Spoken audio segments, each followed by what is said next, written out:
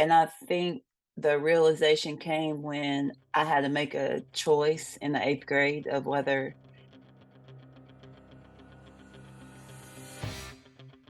Today on the show, we have former college hooper and the new head coach for the University of Memphis women's basketball program. Coach Alex Simmons is up next.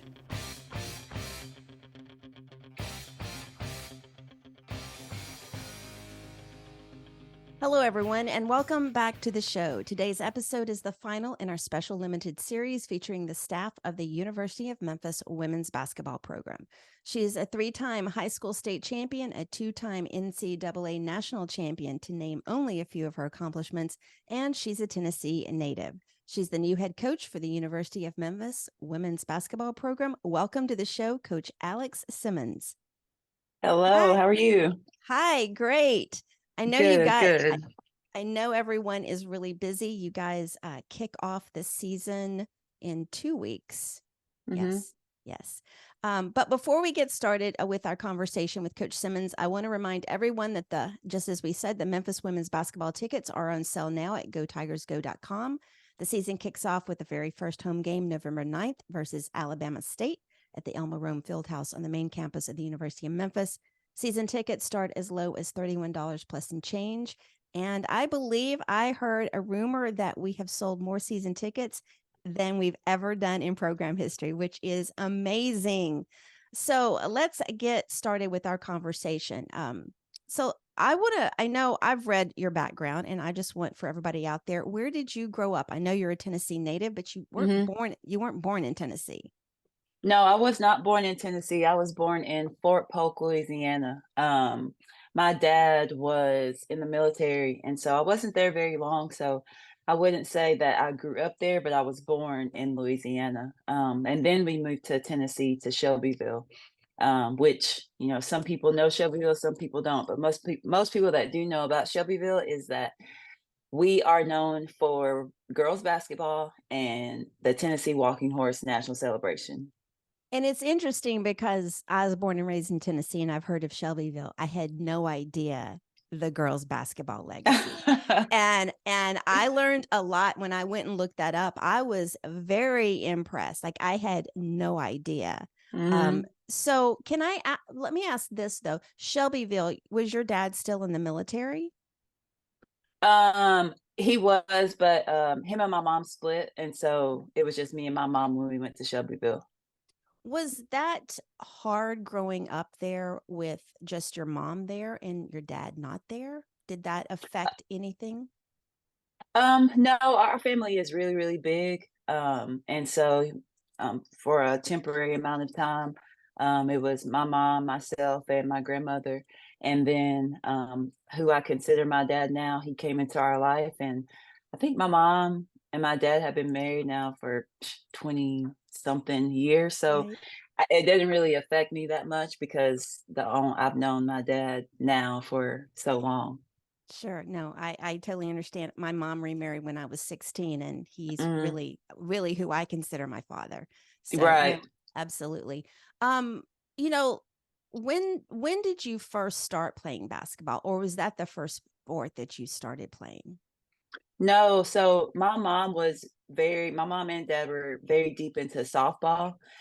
And so softball was actually my first sport. And probably I would venture to guess, and it was slow pitch. I would venture to guess it was probably my best sport at the time. Mhm. I didn't start playing basketball until I was fourth or fifth grade, which I guess relatively is a little later than what you hear about kids playing. I started in the second grade, first grade. Out the womb, I was playing basketball. So I think it was similar. It was relatively late, but softball was actually my first sport. And what pushed you into basketball instead of staying in softball? Just trying something new. My granddad, he was very tall. My whole family was tall.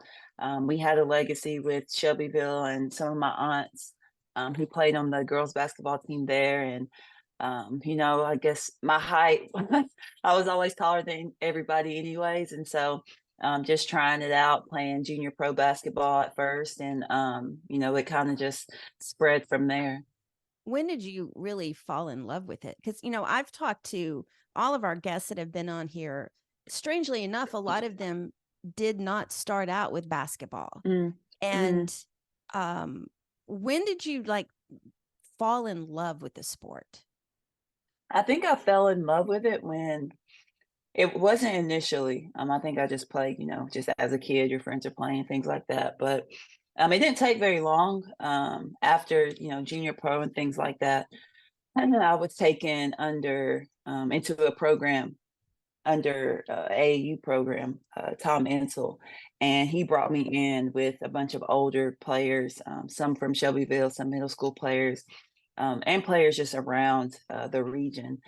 And I think then once I saw, the competitiveness, I had to learn the game first because I had no idea, Right. just um, the skill of playing basketball, the X's and O's and things like that. But I think it took me about a year in of my first probably playing experience to actually fall in love with it.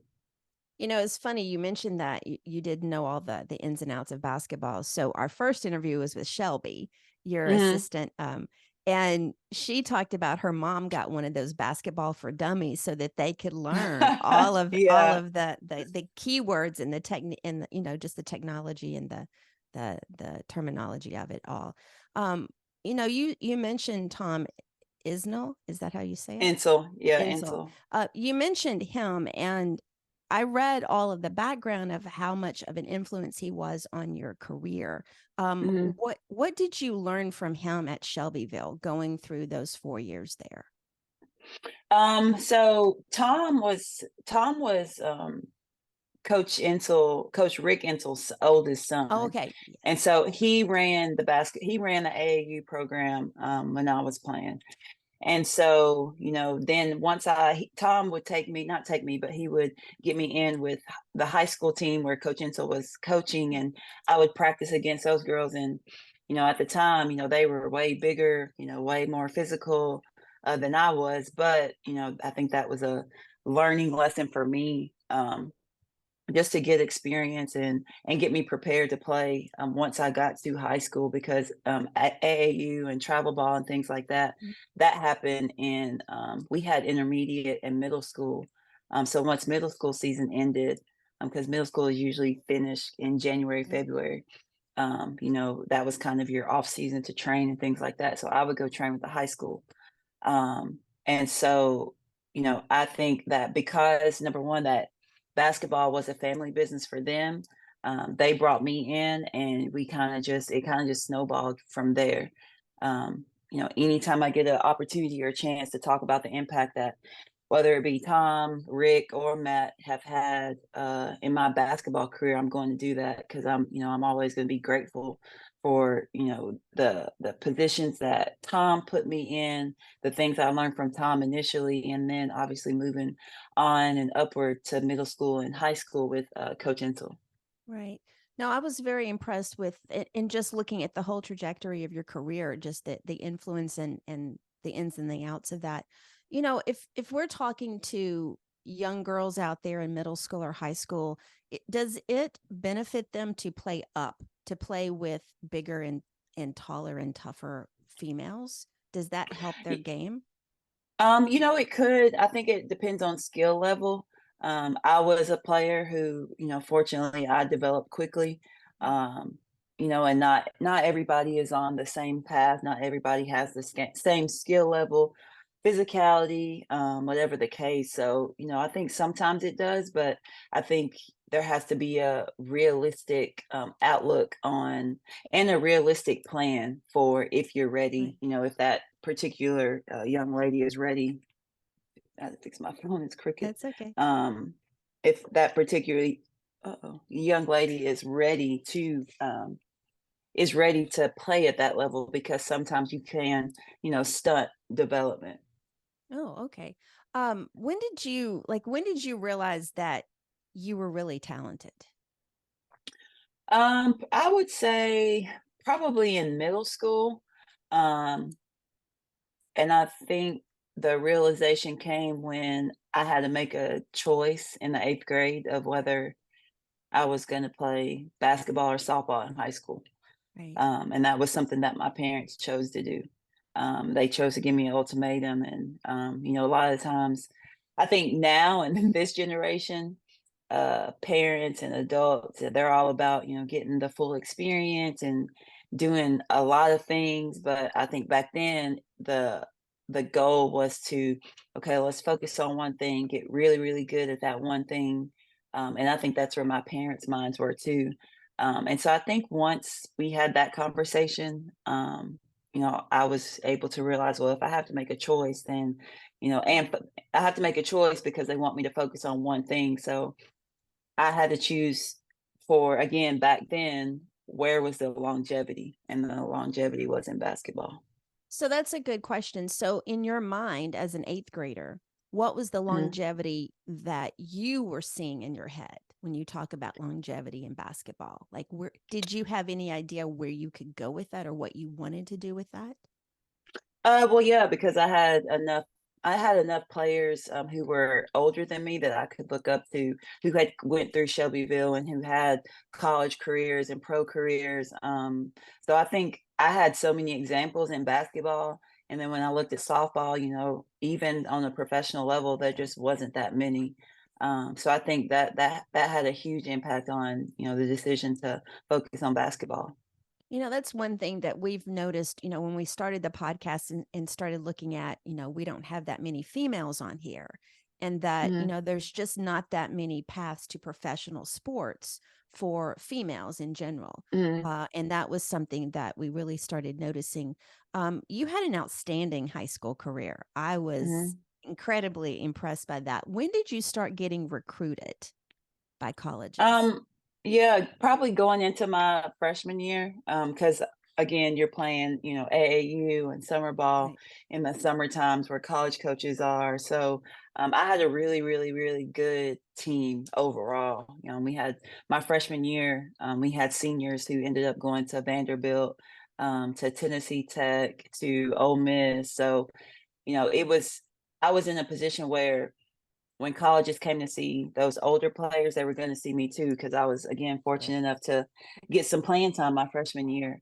Um, and so, because of that, again, I was able to get those opportunities, in college, and to allow, coaches to see me play in the summer and when they came to our high school games. Because again, you gotta remember we're in a program who's nationally ranked. Yes. So the attention was um, it was kinda gonna be there regardless. Do you think that it's easier for players in on teams like that are nationally ranked that have that high exposure as opposed to teams that are from really small towns and don't get as much exposure? Well, yeah, I definitely think there's an advantage, but you have to be a good team to get, the attention and the exposure. But at the same time, that's why a lot of players, in the summertime, most of the time the best players in the state or the best players in the surrounding area are on the same team. So that's where, they get their exposure. Sure. Um, the recruiting process for you, were your parents heavily involved in that, or did they just kind of let you decide where you were going to go? They were definitely heavily involved because I did not like talking to coaches. That just wasn't something that my 15-year-old self wanted to do, is talk to people who were twice my age. I say the same thing now about our recruits. I'm pretty sure that they probably don't want to be talking to Yeah. this woman who is, older, way older than them. But so mine were, yes, to answer your question, mine were heavily involved. um, so how did you end up choosing Tennessee? It's funny. I had three. I was down to three. Florida, Georgia, and Tennessee. So on the SEC, not on purpose. Um, and I got a phone call throughout the process. I was kind of narrowing some things down.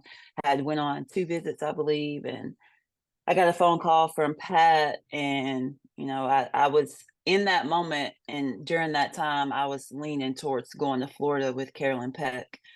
And Pat called me, and she said what she said, and um in her stern, way of doing things.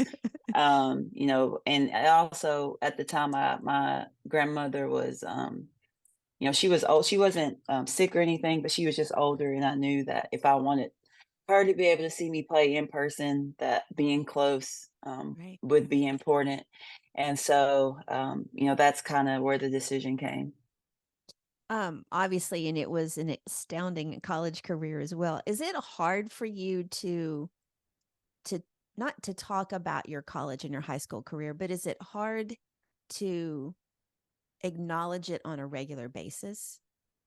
I don't even know if I'm making Um, sense. yeah, I guess as far as just talking about it to our players here and our staff, it's not necessarily hard. You kind of have to pick and choose, Right. how you bring, your glory days, for lack of better terms, up because, things are a 180 of how they used to be Sure. back then.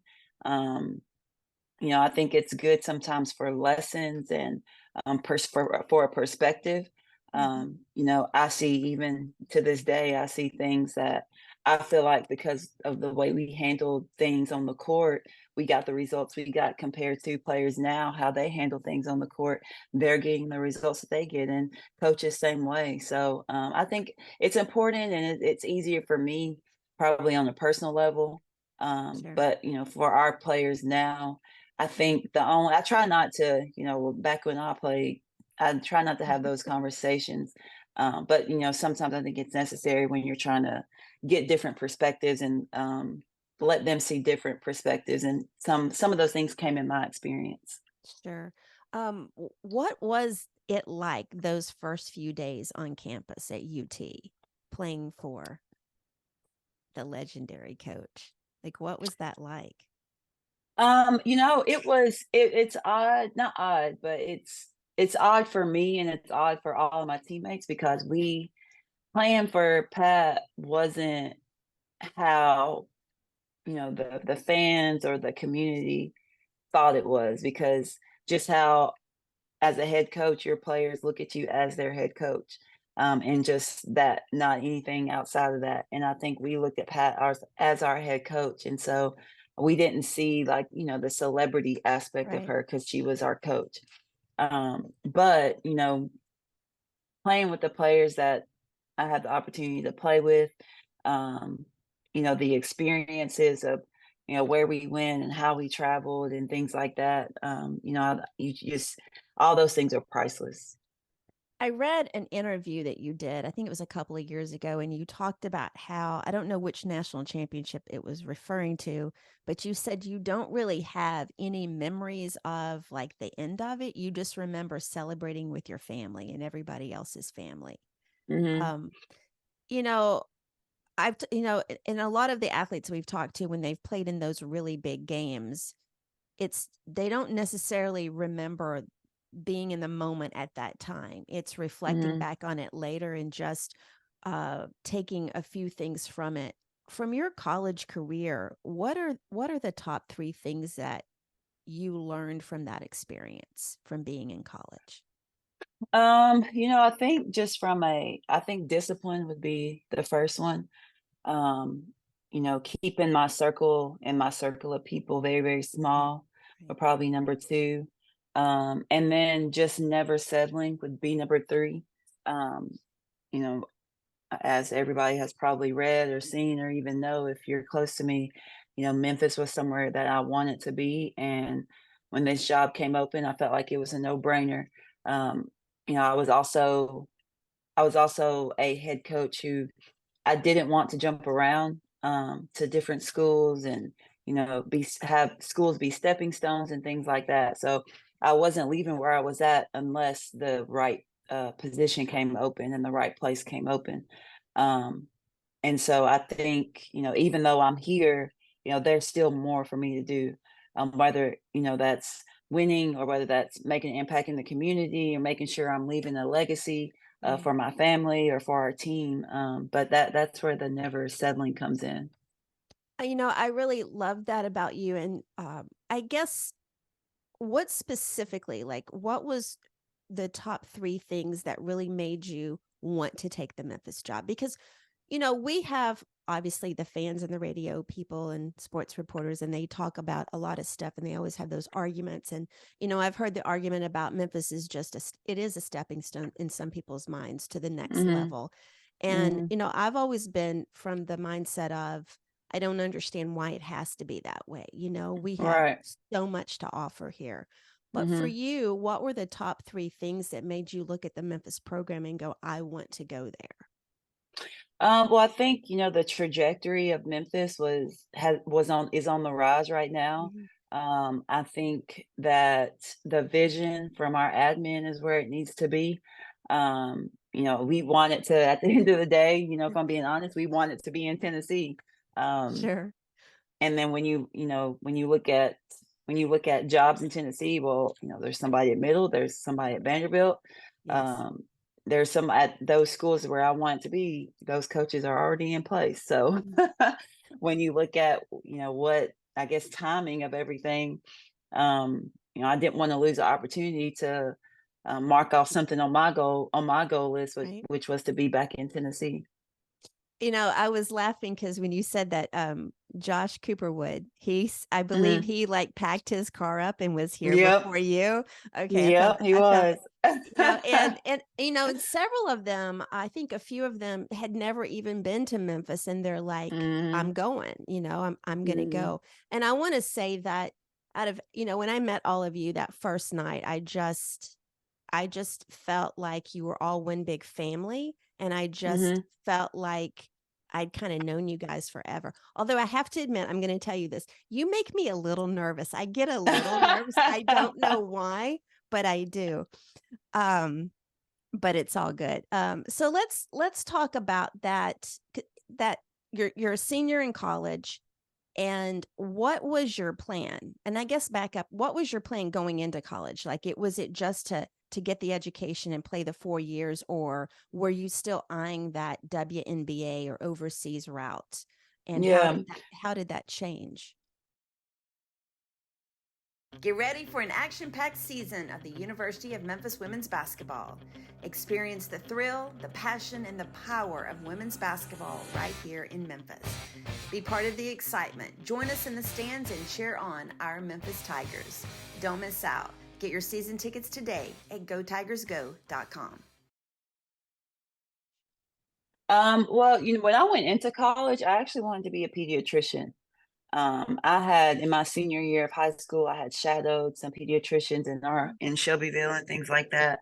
But when I got into college and went through the classes and things like that, I just decided that it wasn't really for me, and I was injured, and so my mind kind of went to the exercise science field, and the hands-on with that.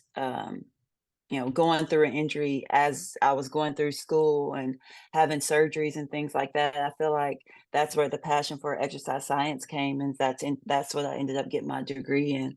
But I'll be real honest, I didn't necessarily know what I wanted to do, even through my senior year, going to my 5th year. Obviously, yes, I wanted to get my degree. I knew by my junior year that I wanted Right. that degree to be in exercise science. Um, I wanted to play. I thought I wanted to play, but I wasn't 100% sure because at the time, I had already gone through 5 knee surgeries, and so Mhm. again, kind of where I had to choose between softball and basketball, and I chose longevity. That was the same Mhm. choice of playing overseas. I had a overseas opportunity on the table, and then not too long after that, I got a GA position opportunity on the table, and so I kind of had to make the same decision. Where's your longevity going to be? And I felt like that was going to be in coaching. I think it was Harlan we talked to last week. I think she also struggled as a senior, that she had no idea what she was Hmm. going to do after college also. So you make that transition and you end up at Kansas. Hmm. And w- what was that like that first year at Kansas? I've been to the University of Kansas. It's a gorgeous Hmm. campus. Um, Yeah. but what was that whole transition like, and how did it affect your coaching? It was very hard because I went somewhere that I had never been in the middle of nowhere with no family, wasn't even familiar with the coaches or the players. At that point, there was no more teammate. Right. There was no, there was no, there was nothing that was familiar. Um, so it was a very hard transition, but I think it allowed me to see a coaching perspective without having to coach. Doing the things that, as a GA, which is that's across the board, you do the things that, not everybody likes doing. But again, you get to see the ins and outs of coaching, the behind the scenes, Mhm. and the in front of the scenes. So although the transition was hard, just because there was no familiarity with anything, I think I definitely learned a lesson. And I had to always remind myself I say this to this day, and I learned it from my high school coach. Um, and success is built on inconvenience. And I felt like, I'm going to go to Kansas, and it's a very big inconvenience to me right now, just from an emotional and location perspective. But Yeah. I think, and hopefully, that was the goal that I could see some success in doing that. Did you have a hard adjustment not playing anymore? You know what? I didn't because I was very involved on the court with the team. Okay. So I felt like it was pretty a seamless transition from that standpoint. From a So physical activity standpoint, yeah. sure. So then you stay at Kansas and then you get the job at Middle Tennessee State, which is Mhm, again, I think it was one of a connection from high school, wasn't it? mhm. Yes. Yeah, my high school coach is the coach there now. So you get that, and then you end up at Ole Miss, and then you get to Mhm, Gardner Webb. mhm, What was the transition? Because I've talked to some of your other staff, and they've talked mhm, about their transition to Gardner Webb, and really about just the community in the area and how small it mhm, was. mhm. What was your reasoning for taking that job, and how did you see it as impacting your college coaching career? Well, in making the transition from Ole Miss, I knew that, when everything happened there, I knew that I was ready to be a head coach. At middle, Coach Insel allowed me to have my hands in on everything and um, really just take accountability for areas in the program. Same thing at Ole Miss with Matt. He allowed me to, have some authority in the program in certain areas and run things every now and then. So because of those opportunities that I was able to get, I felt like, okay, now I'm ready. Because again, even as an assistant, I wasn't going anywhere else Right. unless it was to be a head coach.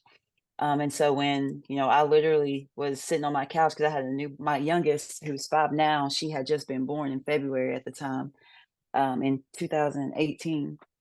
And so literally sitting on the couch feeding her, and it came across my phone that Gardner Webb was open.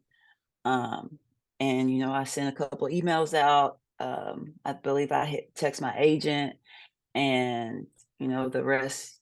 There wasn't when it came open. My parents live in Charlotte, so there was just a lot of things that pointed like this is where you need to be. So it's curious. You just said your agent. Do college coaches have agents? We do, yep. Is that's a common thing? hmm And there's probably a lot of coaches that have them, but don't want anybody to know. But yes, a lot of coaches have agents. So, I don't know why, but yeah. what is that just to negotiate the contracts and just to kind of Everybody utilizes their agent in different ways. Sometimes it's just contract negotiation. Sometimes it's to find them, other or better jobs. Obviously, how many years you have in your contract. So, for example, if you only have a year left in your contract, looking for other places depending on your success and things like that. So everybody, there's a plethora of ways to utilize your agent. interesting. Okay. So you take the job at Garner Webb and 5 years there. What do you see as the accomplishment that you're most proud of from Garner Webb? Um, Obviously, I mean, our last season was, super successful, but I think being able to go there and doing something that not many coaches would do is go to a PWI Christian and private. Very, very small, like the coaches said, there was literally one stoplight. All the schools that I had been at were SEC schools, bigger universities. Um, and so, just going there and not being okay with going there and being who everybody expected you to be, Mhm. um, whether that's at the university or, in the basketball world, going there and being able to my first game out as a head coach, um, being able to beat a Right. SEC team in Florida, um, just going there and doing meeting some unexpected goals and accomplishing some things that there weren't very many people, if any, that thought a place like Gardner Webb could do that. So I want to ask you a different question. So you're married, you have two kids, Mhm, and you haven't traveled around that lot a lot. But how does your husband? Because I've talked to other coaches, mhm. and their spouses. Like, how does your husband adjust to the changes? Well, he's the most supportive, and, we've been together since I was a GA at Kansas in, what was that, 2009, Did you and meet him at so did you meet him at Kansas? no, I met him when I was in college at Okay, Tennessee. okay, So we've been together ever since, even before I was a college coach. So, he understands the business and things like that. So, there's not so much of an adjustment because we're in this sure. thing together. Um, Luckily, college coaching allows us to do things a little bit, l- uh, unconventionally, especially when it comes to family. This isn't a normal 9 to 5. So, I'm thankful to have been in places where, family has been important and, I'm not a business and pleasure or separate type of deal. Right. I think, the business and the family and the pleasure can all be in one big ball. So, we've been fortunate from that standpoint. What has he enjoyed most about being in Memphis so far? I think he's a basketball junkie, so just everybody loving basketball here. The convenience just of Sure. Memphis. I feel like was telling somebody, I feel like everything is 15 minutes, no matter where you go, Yeah. 15 to 20 Yeah. minutes. So the convenience, our daughters go to school right here on campus. This is the first place where we've been this close to my office, to the gym. Um, every other place we live, we've been 15 to 20 minutes. So, Sure. I think there's just a lot of just conveniences that he likes. Obviously, the basketball aspect and the the relatability of the community and people around us.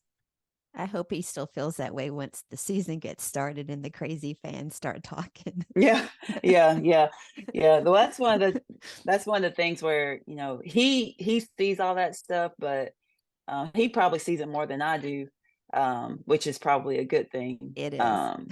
So Because there are a lot of couch coaches is what I like to say that have never yeah. ever played. So you take the job at Memphis, and how quickly was it did you have to make that decision to take the job?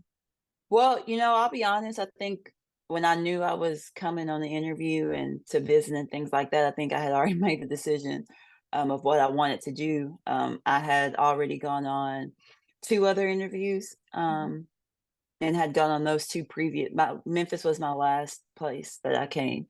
Um, and I think, just timing, the universe, however you want to say it, but when I came to Memphis, there was another university who hadn't made a decision yet on who they were going to hire. And so I always think about, what happens if, that university says, okay, you're our coach and Memphis hasn't come open yet. I always just curious of what that would look like if Memphis wouldn't have came Sure. open. But I think, you know, from that standpoint, things happened how they were supposed to. So looking at that and the transition to Memphis, and you guys came here pretty quickly and just went all in on recruiting and everything.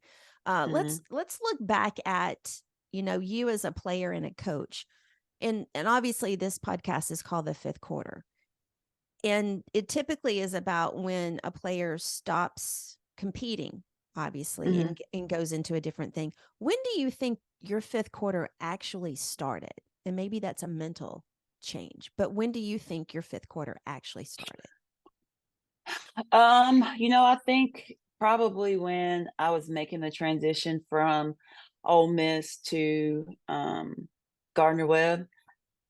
Again, like I said, I had just had my youngest daughter. She was a newborn, and then we get the news that our head coach was parting ways with Ole Miss, and so trying that was the first time that I had ever been in that situation or experienced something like that. Um, again, a lot of coaches won't say this, but a saying, I guess, in the coaching world is that as college coaches, you've either been fired or you're waiting to get fired. And so, when a head coach parts ways with a university, that automatically means the assistant coaches are probably, Sure, not going to be there also. sure. So I think that was my fifth quarter, navigating that time with my family, trying to figure out some things, and then in all of that, finally being able to be a head coach and run my own program. So what do you we always love to ask everybody this. What do you think your biggest value is to people now? I think my biggest, as far as myself, I think my Mm-hmm. biggest value is my energy. Um, I think my biggest value is um, putting other people first and really, really understanding and getting to know the people around me. Um, what would you tell a 9-year-old Alex? Well, that 9-year-old Alex is probably my daughter because she's 9. Um, And so I'll tell you what I tell her because I would tell another 9-year-old the same thing. Just being confident in who you are and never allowing anybody to define what you can do and who you are. And let's talk about the upcoming season. So you arranged a game with University of Tennessee, and Mhm. I believe it is. I don't have it written down. I think Uh, it's the 13th, November 13th. yes. So how important was it to get that game on the schedule, or was that Well, already in place? it was not in place. We didn't have much of a schedule when I got here. And so that was kinda on the top of the list. I had been trying to play Tennessee when I was at Gardner Webb, scheduling wise, it couldn't work out. And so I guess also didn't realize coming to Memphis how big of a rivalry it was. Um, because and I'll be very, very transparent, when I was a player, we didn't think about Memphis, Yeah. and Memphis basketball. It just wasn't, even though we were in the same state. I grew up in Memphis, or I grew up in Tennessee, and I'm not even sure Memphis recruited me. Um, and so it just, I guess it was an unknown, unknown rivalry.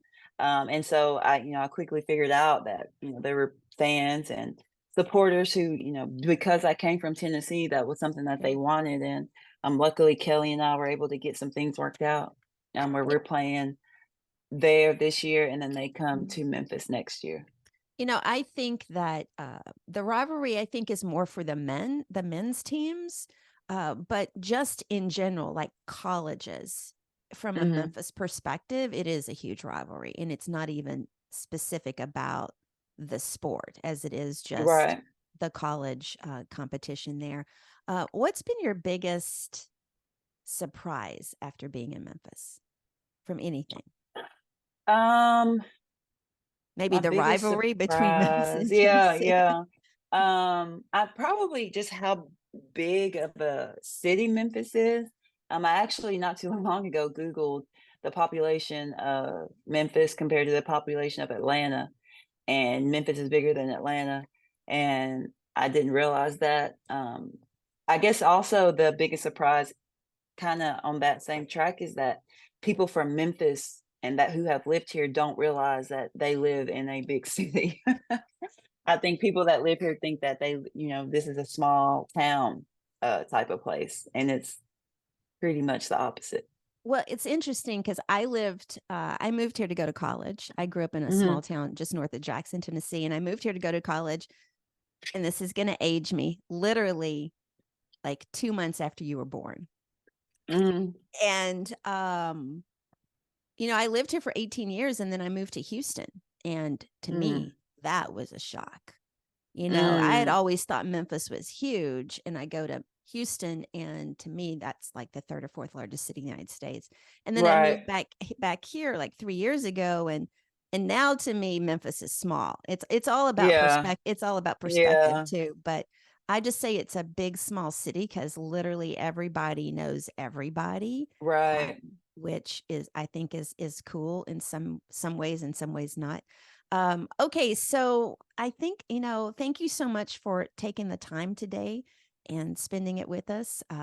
I made the last two staff members. Well, I didn't make Josh cry. It was all good. It was stories. Harlan was like, "I'm not going to cry," and then she started talking about her grandmother because her grandmother Uh-huh. passed away, and she's like, "Dang it, I can't believe you did that."